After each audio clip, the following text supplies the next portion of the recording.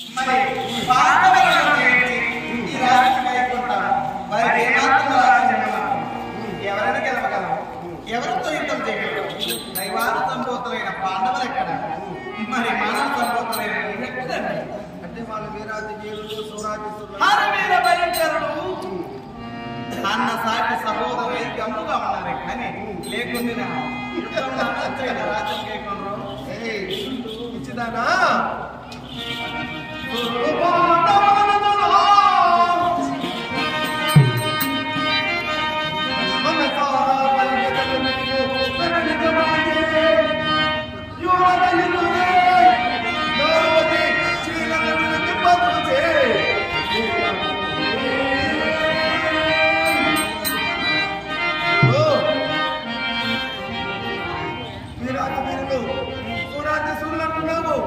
అవునండి, కట్టుకున్న ఇల్లాలని బతుకులు గుర్తున్నా మల్లవల్లు చూసినప్పుడు సూరత్వము ఇప్పుడు వాళ్ళు నిర్ణయం చేస్తున్నారే. ప్రాణేశ్వర అందుకే చెడపుకురా చెడేవాడు ద్రౌపదిని మా అక్కగారి పక్కదాన్ని అవమానించాలని మానభంగం చేయించారు. చిత్తపురం కోటమునందు కీర్తికి రప్పించి నీ సహోదరుని చేత వస్త్రభంగం గావించాలని శ్రీకృష్ణ వరందాన్ని ఇచ్చిన అక్షయవరంలో ఆమె మనము దాచుకుంది. ఆ మాయ కదా అప్పుడే వాళ్ళ వీరత్వము సూరత్వము హరివీర వైద్యుడు మడుగుతూ వాళ్ళ భార్యని పక్కన పెట్టాము, మీ భార్యని పక్కన పెట్టాము. చూడు అయినా వారితో నీకు భయం కలదండి.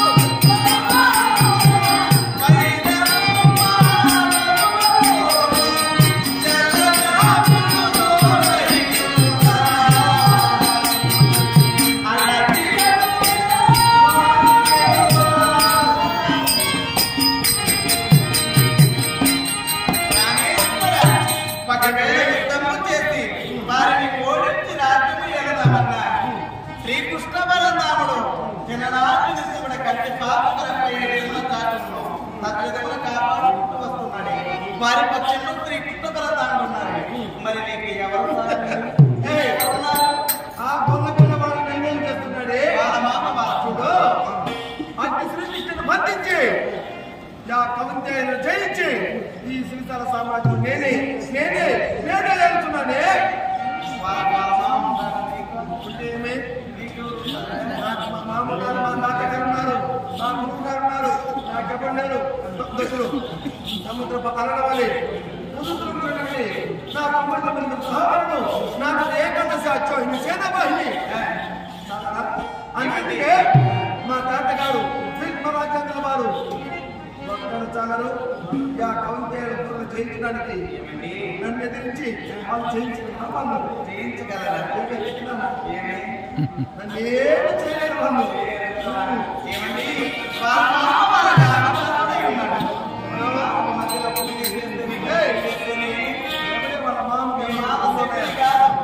మీ మామనికి ఎవడే వాళ్ళ మామ ఎవడో వారు అక్కడ కొని మీరేమన్నా సామాన్యుల పాడవరు దైవాంత సంపత్తులు కదా. ఎట్లు దైవాంత సంపత్తులయ్యి